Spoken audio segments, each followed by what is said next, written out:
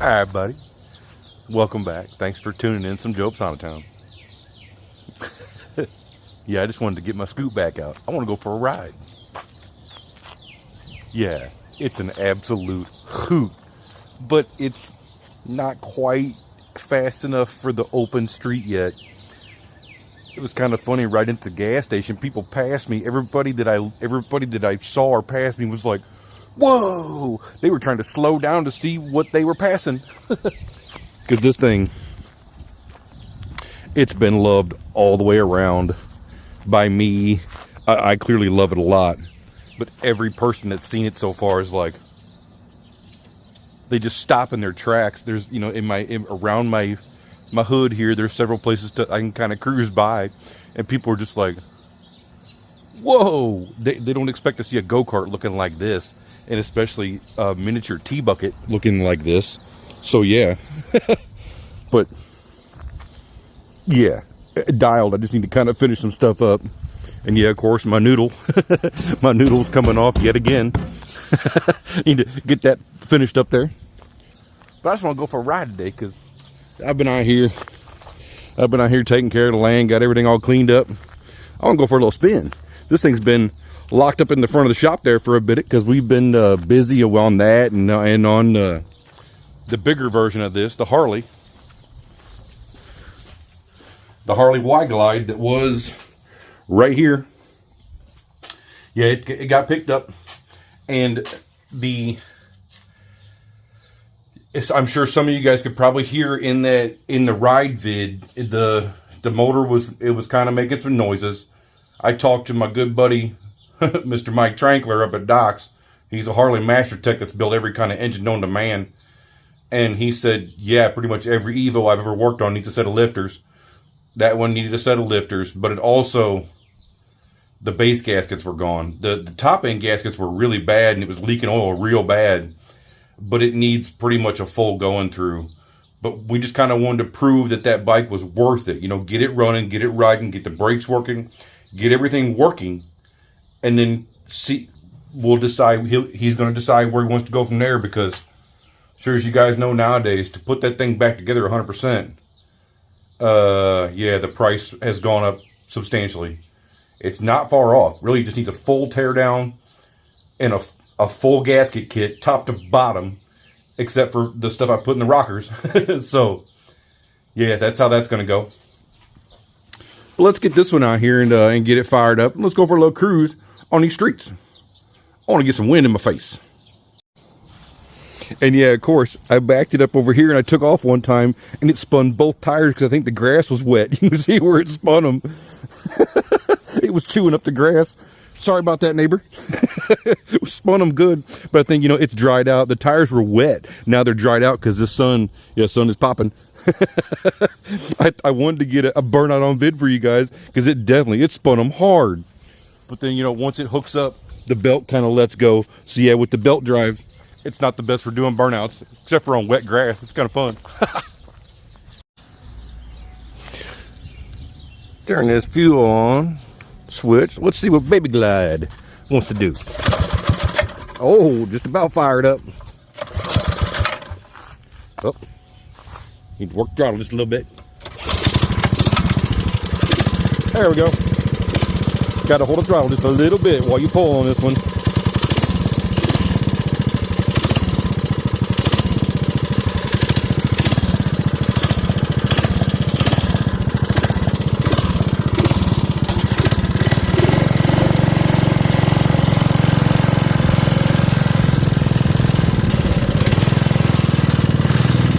Yeah, no clutch. You just get on, hit the gas, and go. I love this thing. And yeah, it's fast. It's not slow.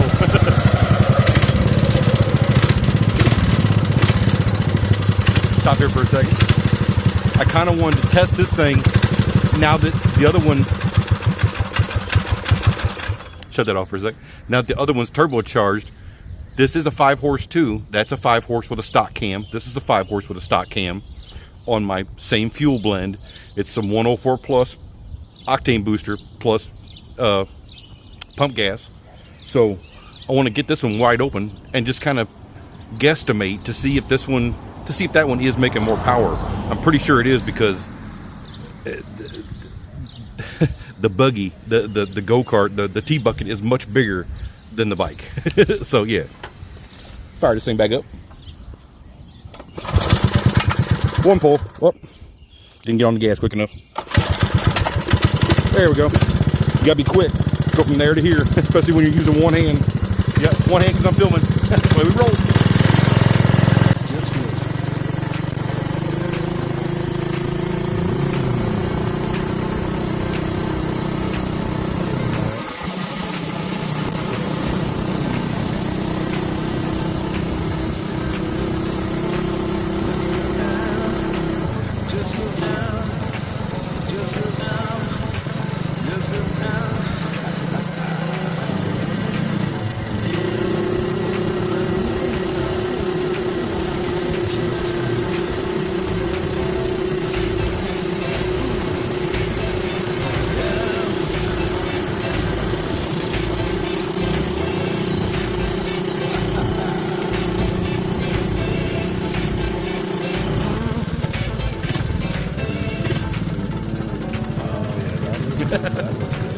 Everything one-handed.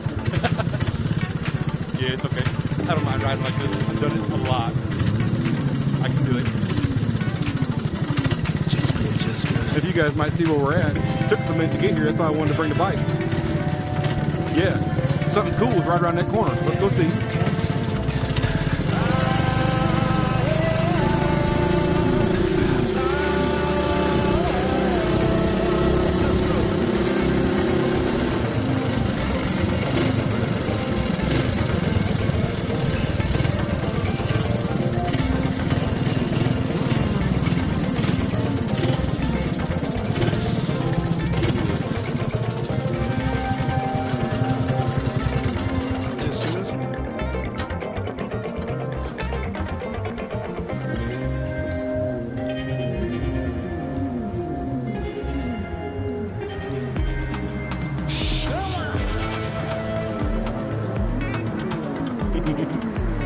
Yep, come by for one of the last visits ever. Let me show you guys.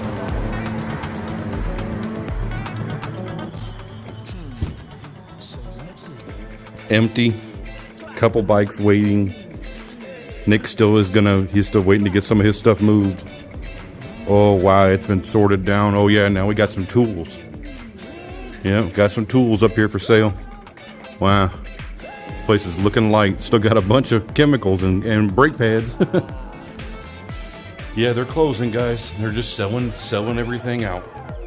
Getting everything moved. Oh yeah, helmet rack is gone. Closing.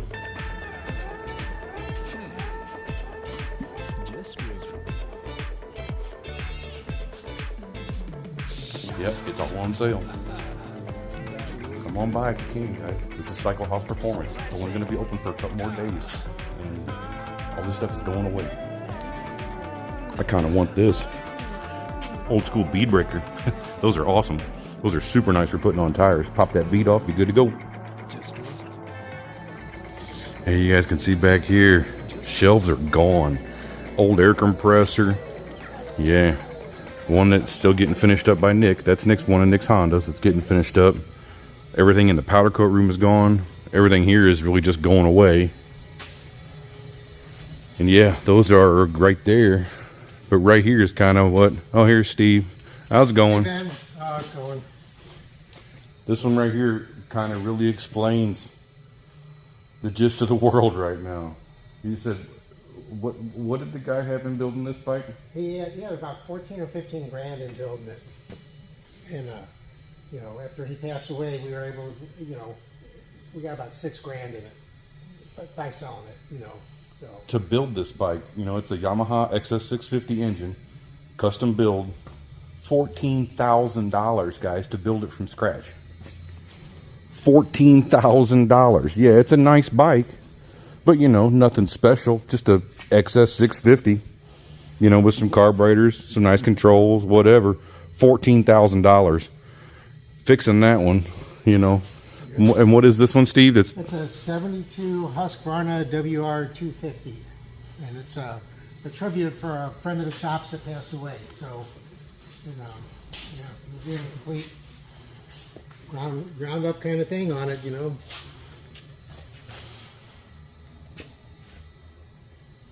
Ground up resto, guys, complete. Every item. If there's an issue, it gets fixed or replaced or remade by hand.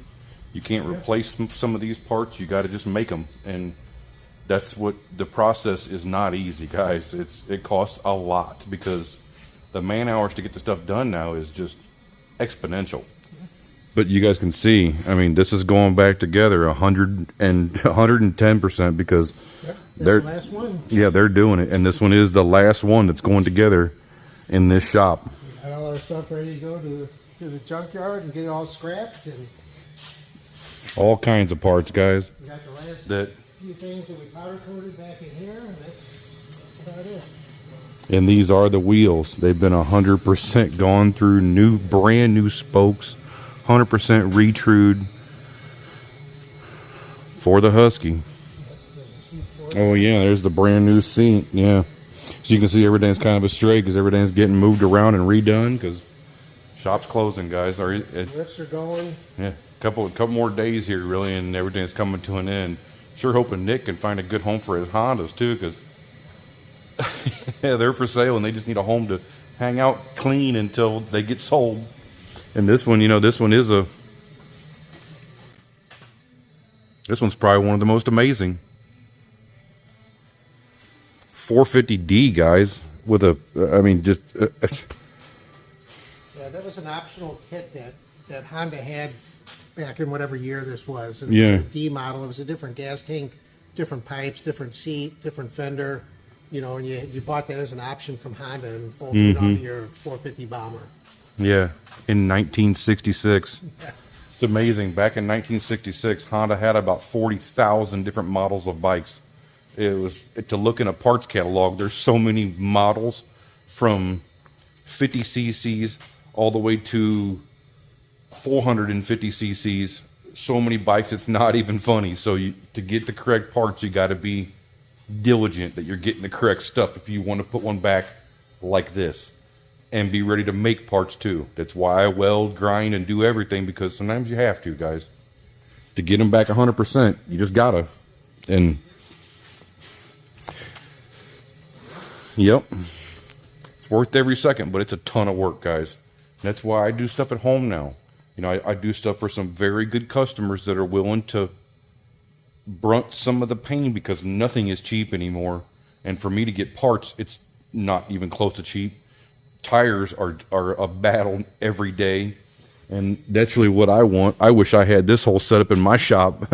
I want the tire machine so bad it's not even funny. But of course, I don't really have the room or the money for it, so I like just building stuff that I can just get together with stuff that I have, and we can get out and ride and have some fun, because that's really what it's all about, is just having fun, guys. That's where we all started 50 years ago when stuff was cheap. We did it just to have fun. Cheap fun is lots of fun. It's more than expensive fun by leaps and bounds. And yeah, this one, you know, it's just getting finished up. Steve's putting his last touches on this one.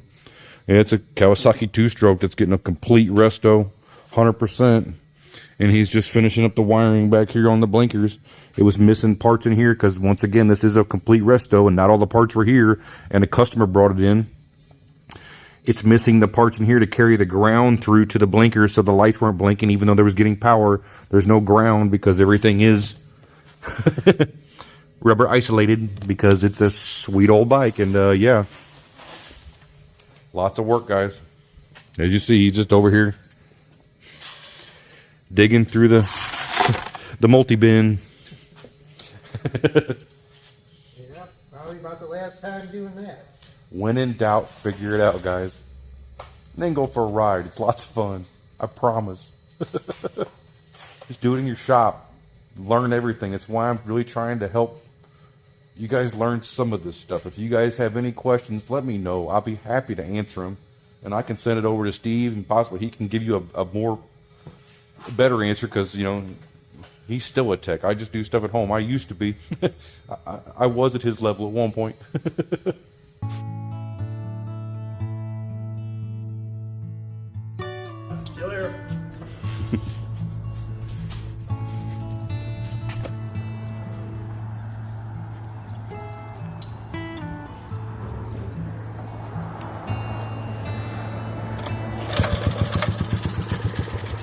Oh. There we go.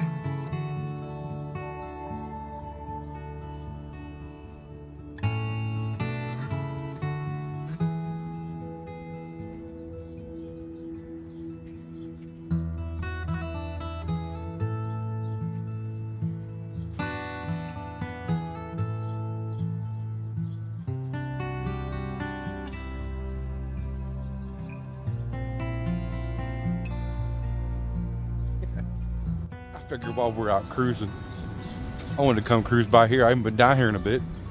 This is 9 Mile Garden, guys. They put this in when they're opened up. You know, it's early right now. This is totally full of food trucks, and there's some amazing trucks that come down here. You see, they got the drink truck, and over here is the bar. You know, there's a complete bar over there with every drink you kind of would ever want. And yeah, this is a big screen. I love it because they play the Cardinal baseball games and the Blues hockey games up here, and you can sit out here on the rocks on the tables. Yeah, they got other refreshments and stuff over here, and bathrooms, and yeah, there's a stage for the band. Can't wait to get this place popping again. Get a band up there, get it rocking. Yeah.